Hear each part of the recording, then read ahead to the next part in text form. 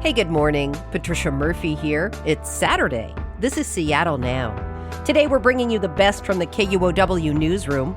We'll start with a story about transgender people in Washington State's prisons who've been seeking better medical care and overall treatment. For years, they've asked for consistent access to things like hormone treatment, timely surgeries, and appropriate clothing. Eventually, Disability Rights Washington sued on their behalf. About 300 people incarcerated in state prisons have told the Department of Corrections they're trans or non-binary. And about 2 years ago, the department agreed to a consent decree, a binding plan to improve conditions. Eilish O'Neill has this story on what prompted the lawsuit and whether the consent decree is working.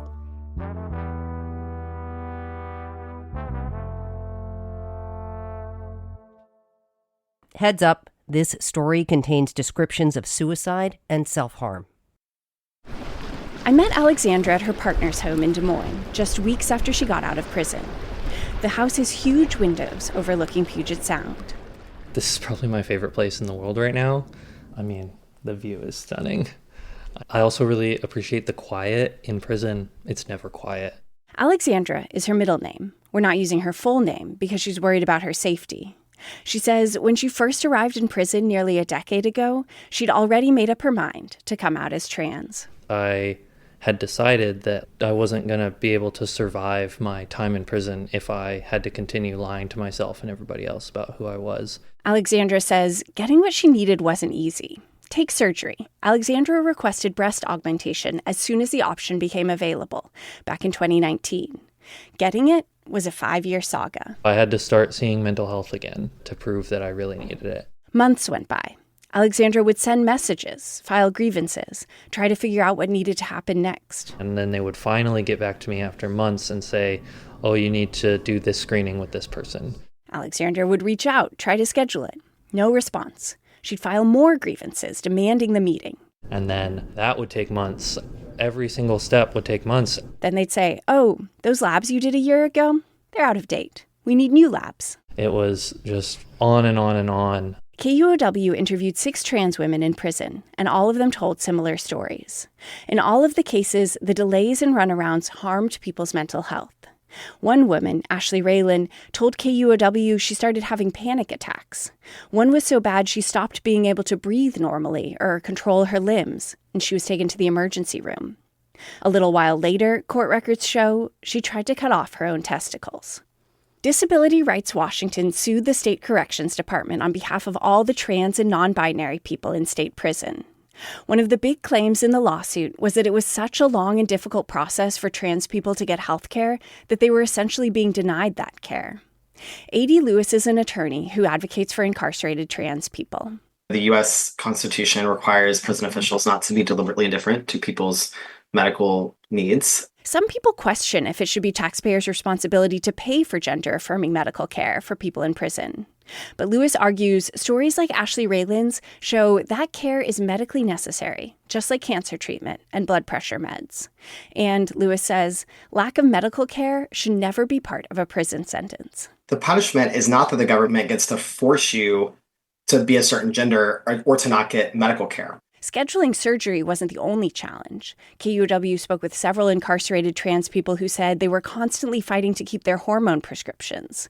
Sometimes the prescription would lapse entirely and they'd get menopause-like symptoms, hot flashes, mood swings, difficulty concentrating. And clothing was an issue too.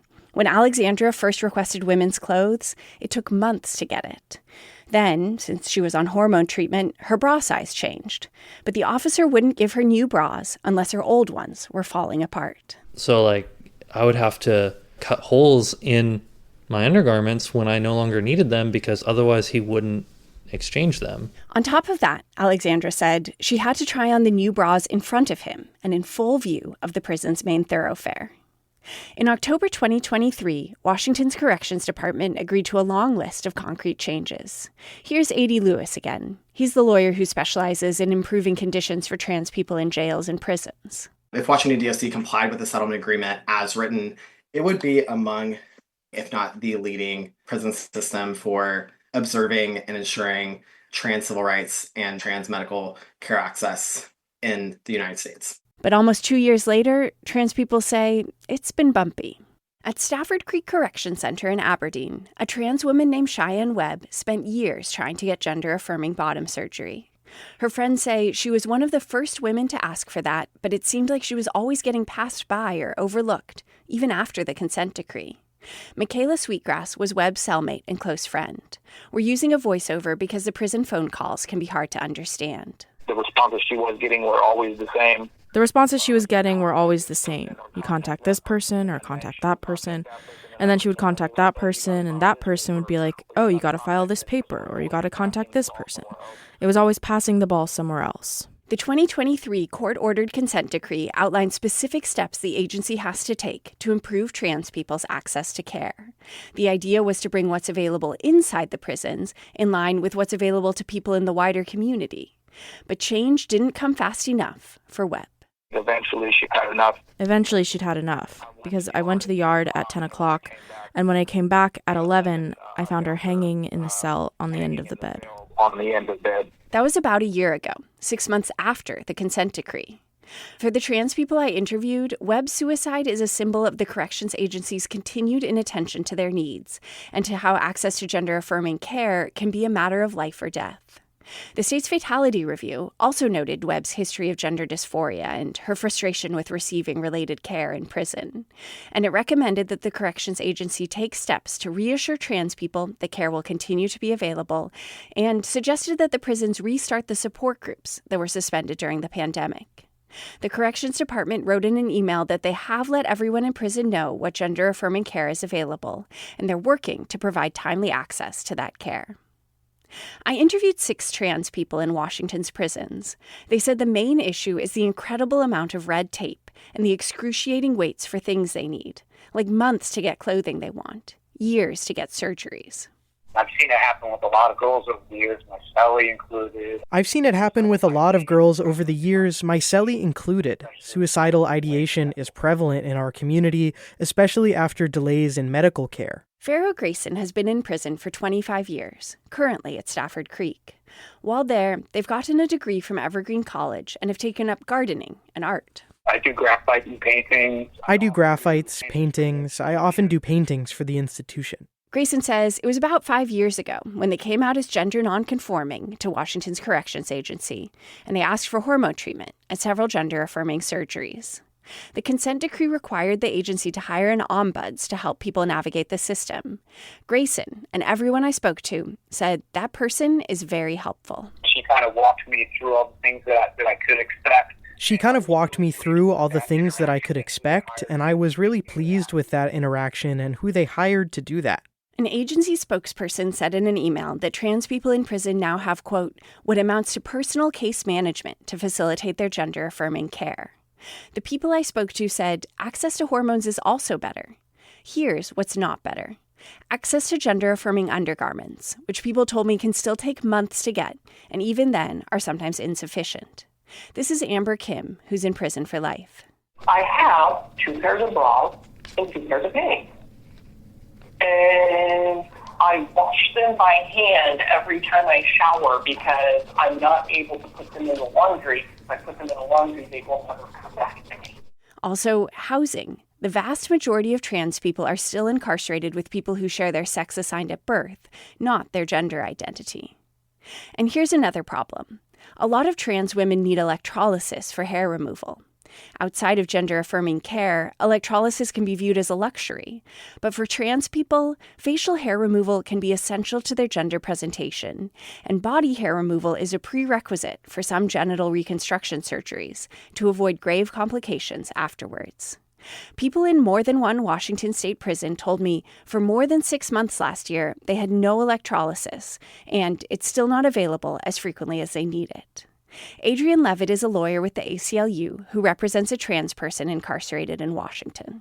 Without electrolysis providers, that means that people that want to have these gender-affirming procedures can't have them.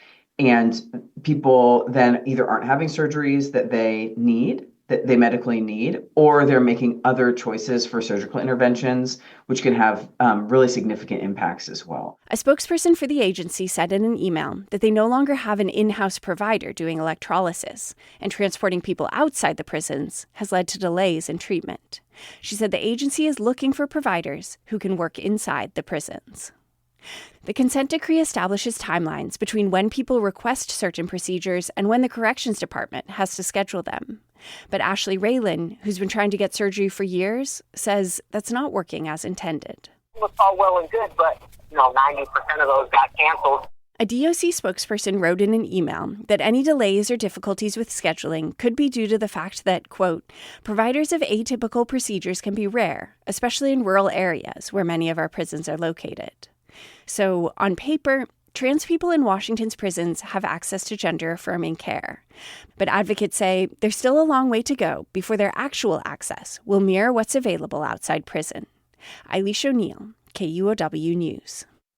Now to a story about making ends meet. Hundreds of thousands of Washingtonians rely on SNAP, the federal food assistance program. Now that Congress has cut funding, a lot of people who use the program are trying to figure out what this means for them. Ruby DeLuna spoke with two Marysville residents who recently found themselves worrying about being able to buy food. Here's her story. Every other Wednesday, a truck from the Marysville Food Bank comes to the Vintage, an apartment building for seniors. As volunteers stack bags of vegetables, fruit, and other pantry staples in the dining room, more than a dozen residents wait in line with their grocery bags.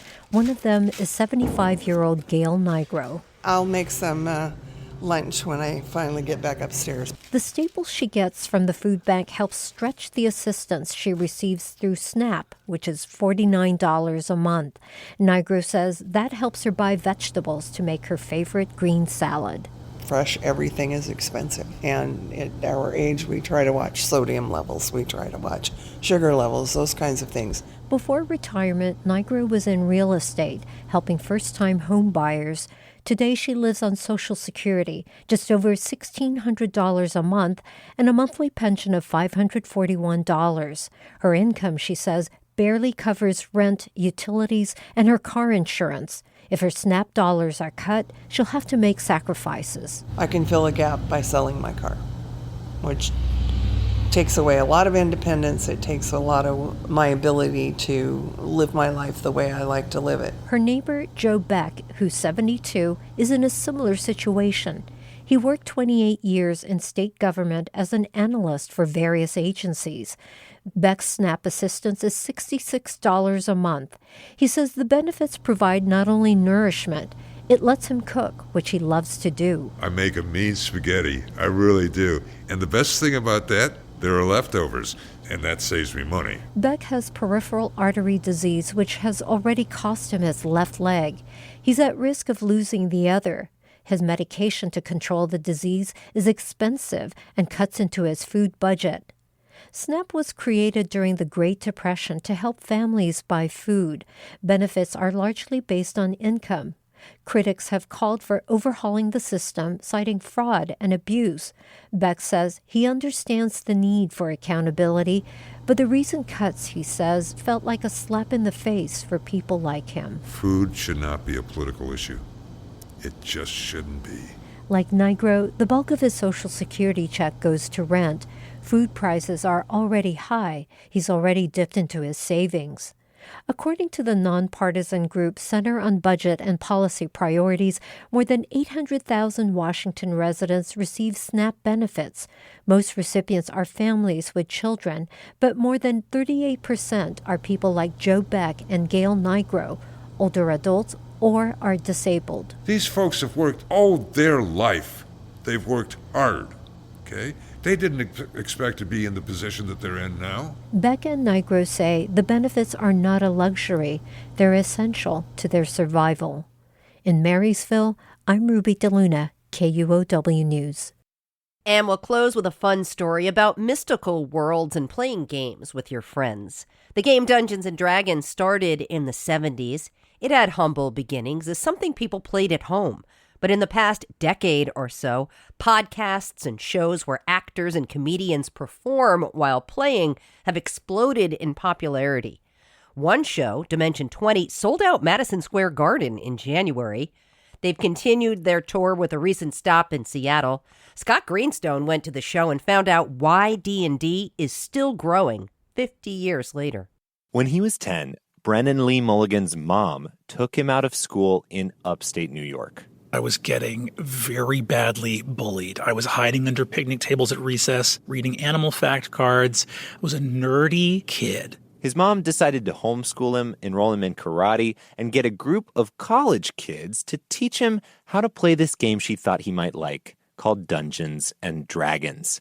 Here's how it works. You and the other players are on a quest. One person narrates the story. As the clouds part, a flock of gulls flies over the Marigold River. And each player improvises their part. Chance decides how things unfold. When you climb a wall or swing a sword at a goblin, you roll a 20-sided die. On a 20, you succeed. Roll a 1. You leap forward and trip and faceplant in the rows in between. Mulligan, now an improv comedian, is still playing Dungeons and Dragons, and today his games have streamed to millions via his show Dimension 20. The cast are other improv comedians and friends of Mulligan's, like Lou Wilson. Lou, would you describe yourself for the players? I'm Fabian Aramis, Seacaster. You know, I'm a half-elf. I'm a fencer by trade. I also know how to glass blow in. The stories they tell are mashups. Game of Thrones meets Candyland. Lord of the Rings meets The Breakfast Club. Jane Austen meets A Court of Thorns and Roses. Dimension 20 isn't the only show like this, and it wasn't the first. Podcasts like The Adventure Zone and Critical Role have gotten so popular they've been adapted into best-selling graphic novels and an Amazon Prime show. And now they're playing in stadiums. Critical Role will be at the O2 in London next year. Dimension 20 played the Hollywood Bowl in June. Here's Mulligan at Madison Square Garden in January, playing a dragon. Calvaxis breathes in. Trifle with me at your own peril. Abria Iyengar frequently appears on Dimension 20, Critical Role, and other shows, and she thinks part of why these shows have gotten so popular is that their diverse casts are drawing new audiences. There was another Black person that reached out and was like, I don't see people like us out here. You just make me feel like I always belonged here. And I think that was the point where I realized actual play could do more than just sort of be niche entertainment. At a recent live show in Seattle, Suze Pontillo and her friends all came dressed as their favorite Dimension 20 characters. Pontillo thinks the appeal of both playing and watching D&D is that it takes you back to playing pretend. D&D gives people a platform to do that again as adults in a way that it's it's okay to be silly and have fun and fantasize and dream and create. And Brennan Lee Mulligan thinks it's telling that there was a huge explosion of popularity during the pandemic when everyone was stuck at home. The magic, he thinks, is in watching a group of friends hang out and have fun together. You are watching a reality show while you are watching an epic sci-fi fantasy saga. And it has all the best parts of both. Because while you are getting engrossed in the fate of the galaxy, you are also here with your friends. And it's their relationships and their patterns that you know and love, just like with everyone's favorite podcasts and their favorite streams. And while more people are watching D&D, he says more people are also playing it. The number one question Dimension 20 gets from viewers, how do I start a D&D group? For NPR News, I'm Scott Greenstone in Seattle.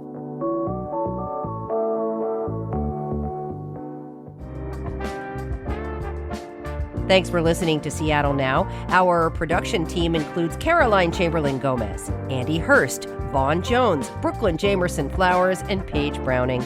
Greg Kramer does our theme music. Seattle Now and KUOW Public Radio are members of the NPR network. I'm Patricia Murphy. See you soon.